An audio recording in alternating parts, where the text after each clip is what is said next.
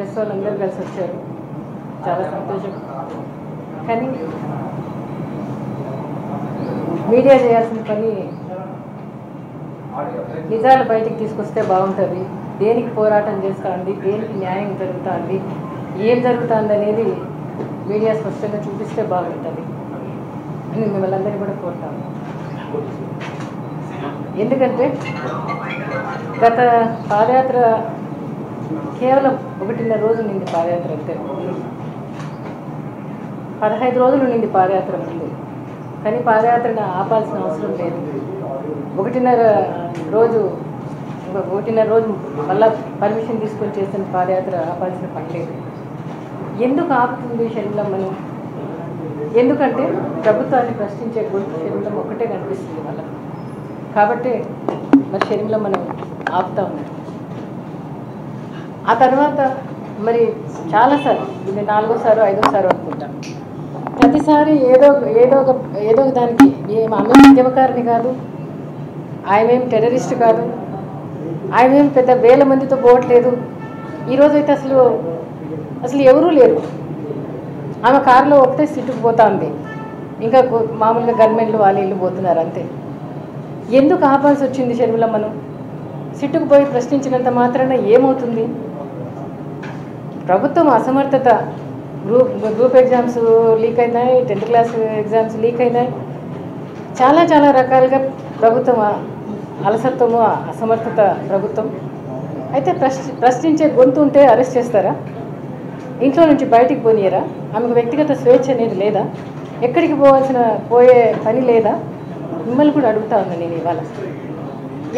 ఎప్పుడు చూసినా police van బయట పెట్టింటారు, ఇంటి చుట్టూ పోలీసు వాళ్ళు పెట్టి ఏమైనా గొడవలు చేస్తుందా? ఆమె ఎవరి కోసం పోరాడుతుంది? ప్రజల కోసం పోరాడుతుంది, పిల్లల కోసం పోరాడుతుంది, నిరుద్యోగుల కోసం పోరాడుతుంది. అంటే పోరాడే గొంతును, ప్రశ్నించే గొంతును ప్రశ్నిస్తారా? అసలు ఆ పోలీస్ స్టేషన్ అరెస్ట్ చేయాల్సిన అవసరం ఏముంది అని అడుగుతాను ప్రభుత్వాన్ని. ఈరోజు కూడా నేను పోలీస్ స్టేషన్లో అదే అడిగా, నా కూతుర్ను చూసిపోతాను నేను, ఎందుకు అరెస్ట్ చేశారో చెప్పండి అని అడిగాను. దానికి జవాబు లేదు. పోలీస్ స్టేషన్కి పోయి అడగండి, ఎందుకు అరెస్ట్ చేసినారో మాకు తెలియదు, ఇక్కడ తీసుకొచ్చారని చెప్తా ఉన్నారు. అంటే ఎందుకు అరెస్ట్ చేసినారో కూడా చెప్పలేని స్థితి పోలీసు వాళ్ళకు ఉంది అని అడుగుతా ఉన్నాను నేను. అంటే ఎందుకు అరెస్ట్ చేస్తూ ఉన్నారు? ఎందుకు ఈరోజు షర్మిలమ్మ నిరుద్యోగ సమస్య మీద ఆమె పోరాటం చేసింది, స్టార్టింగ్ మొదలుపెట్టింది ఆమె, పోరాటం ఉద్యమానికి తీసుకొచ్చింది ఆమె. ఈరోజు మరి బీజేపీ కానీ ఈరోజు మీటింగులకు దానికి దీనికి మరి వాళ్ళు ఇస్తూ ఉన్నారు, పర్మిషన్స్ ఇస్తూ ఉన్నారు, పెద్ద మీటింగులు జరుగుతూ ఉన్నాయి. మరి షర్మిలమ్మ మీటింగ్ పెట్టుకోవడానికి కానీ, షర్మిలమ్మ ధర్నా చేయడం కానీ ఎందుకు షర్మిలమ్మను అరెస్ట్ చేస్తూ ఉన్నారు? ఎందుకు షర్మిలమ్మను ఇంట్లో నుంచి బయటికి పోనీయట్లేదు? అంటే ఆమె వ్యక్తిగత స్వేచ్ఛను ఇది చేస్తూ ఉన్నారా? అంటే ప్రతిపక్షాలు ప్రశ్నించకూడదా? ఎందుకు అని అడుగుతూ ఉన్నాయి వాళ్ళని. అంటే మరి పోలీసు వాళ్ళు దండికి మంది వచ్చి దౌర్జన్యం చేస్తూ ఉన్నారు, వ్యాన్లో ఎక్కించకుండా చేస్తూ ఉన్నారు. మరి అటువంటిప్పుడు ఆవేశం వస్తుంది, మీద పడతా ఉంటే ఆవేశం రాదా? ఈరోజు నాది కూడా అదే జరిగింది పోలీస్ స్టేషన్లో. ఈరోజు మీరందరూ చూస్తూ ఉన్నారు పోలీస్ స్టేషన్లో జరిగింది ఏంటి? 10 మంది మహిళా పోలీసులు వచ్చి నన్ను లోపల కూర్చోబెట్టడానికి ఎత్తుకొని ప్రయత్నం చేస్తున్నారు. ఏడబడితే ఆడ పట్టుకుంటా ఉన్నారు, ఏడబడితే ఇది చేస్తూ ఉన్నారు.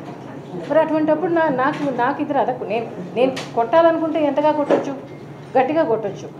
నేను అట్లా అన్నా అంతే.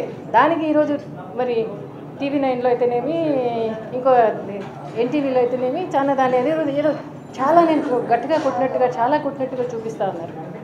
మిమ్మల్ని అందరూ ఇప్పుడు ఒక విజ్ఞప్తి చేస్తూ ఉన్నాను నేను. ఆమె ప్రజల కోసం పోరాటం చేస్తుంది, ప్రజల కోసం ఆమె వచ్చింది. రాజశేఖర రెడ్డి గారి ఆశయాలు నెరవేర్చడం కోసం ఆమె వచ్చింది. అవి ఫిల్ఫిల్ కావాలని వచ్చింది, ప్రజల కోసం వచ్చింది ఆమె. ఈరోజు 3800 కిలోమీటర్లు పాదయాత్ర చేసిందంటే ఒక ఆడపిల్ల, అది సాధ్యమా? ఎవరి కోసం చేసింది? ఎందుకోసం చేసింది? ఎందుకు ఆమె ప్రశ్నిస్తూ ఉంది?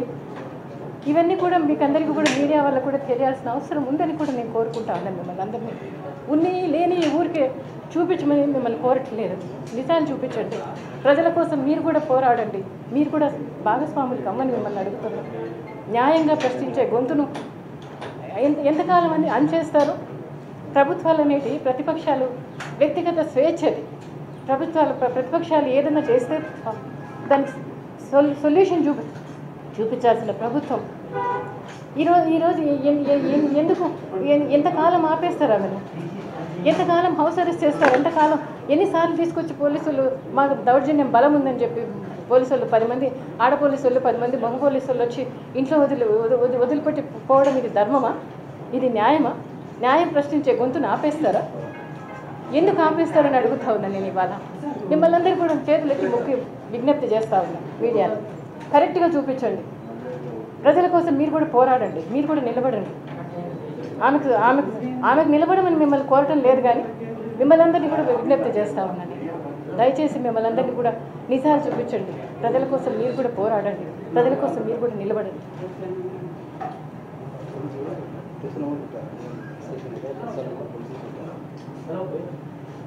ఈరోజు షర్మిలమ్మ డ్రైవర్ను కొట్టారు, గన్మెన్లను కొట్టారు, ఇష్టం వచ్చినట్టు లాగేస్తారు, ఇష్టం వచ్చినట్టు ఇచ్చేస్తారు. కానీ వాళ్ళదేం తప్పు, వాళ్ళకి పోలీసులు అయితే తప్పు చూపించరు. మీరు ఈరోజు షర్మిలమ్మ అట్లా అనిందో లేదా నేను చెయ్యి అట్లా అన్నాను అదే చూపిస్తున్నారు. కొట్టాలంటే ఎంత గట్టిగా కొట్టచ్చు, ఏమైనా చేయొచ్చు, కానీ కొట్టాలనే ఉద్దేశం షర్మిలమ్మకు లేదు, నాకు లేదు. పోలీసు వాళ్ళు, ప్రభుత్వం అందరూ కూడా కలిసి పనిచేయాల్సిన అవసరం ఉంది. ప్రభుత్వం ప్రజల కోసం చేయాలని మిమ్మల్ని అందరినీ వారికి కూడా విజ్ఞప్తి చేస్తూ ఉన్నా, ప్రభుత్వానికి కూడా విజ్ఞప్తి చేస్తూ ఉన్నా.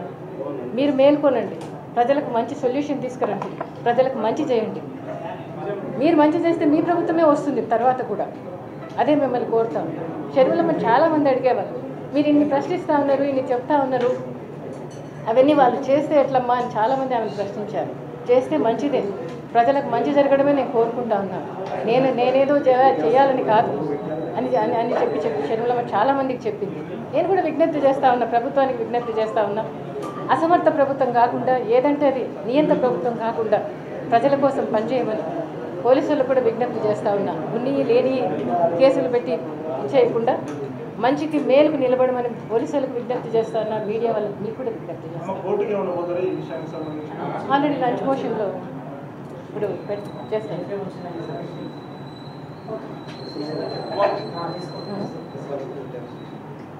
స్టేషన్ దగ్గర ప్రెస్ వాళ్ళు మిమ్మల్ని కూడా కొట్టారంట. మరి ప్రెస్ వాళ్ళని కూడా అయితే ఎవరిని కొట్టాల్సిన అవసరం లేదు, ప్రెస్ వాళ్ళని కొట్టాల్సిన పని లేదు. అసలు ఈరోజు కనీసం 40-50 మంది కూడా లేరు ఆమెతో పోయేదానికి. మీరందరూ కూడా చూసే ఉంటారనుకుంటా. పోతుంది, సిట్టుకు పోతుంది, ప్రశ్నించి వస్తుంది, అడిగి వస్తుంది, అంతే కదా. దానికి సొల్యూషన్ వెతకాల్సిన ప్రభుత్వం షర్మిలమ్మను అరెస్ట్ చేసుకుంటా తీసుకుపోయి పోలీస్ స్టేషన్లలో పెట్టి ఇంటికాడ పెట్టి చాలా తప్పు. ఇది రిడిక్యులస్.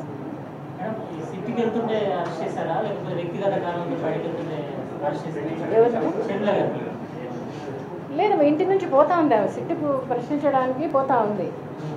హార్డ్లీ 30-40 మంది కూడా ఒక్కరే ఉన్నారంట, ఎవరు లేరంట, గవర్నమెంట్ ఉన్నారంట. పోనీ కనీసం 10 మంది 20 మంది కూడా లేనప్పుడు షర్మిలమ్మని అడ్డగించాల్సిన పని ఏముంది? పోతుంది, సెట్టుకు పోయి ప్రశ్నించి వస్తుంది, ఇంకో చోటికి పోతుంది. ఏదైనా కానీ మరి ఇప్పుడు ధర్నాలకైనా, ఏదైనా ప్రతిపక్షం చేసే ధర్నాలకైనా ఇంకోటైనా కూడా స్పోర్టివ్గా తీసుకోవాలా ప్రభుత్వం, తీసుకోవాలా. వాళ్ళు ప్రశ్నించిన ప్రశ్నలకు సరైన జవాబులు చెప్పాల్సిన ప్రభుత్వం, సొల్యూషన్ చూపించాల్సిన ప్రభుత్వం. ఈరోజు కేవలం ప్రశ్నించే గొంతును అరెస్ట్ చేయడం, ఇంటికాడ పెట్టడం తప్పు. ఇది చాలా ఇది కాదు, మంచిది కాదు, ఇది న్యాయం కాదు, పద్ధతి కాదు.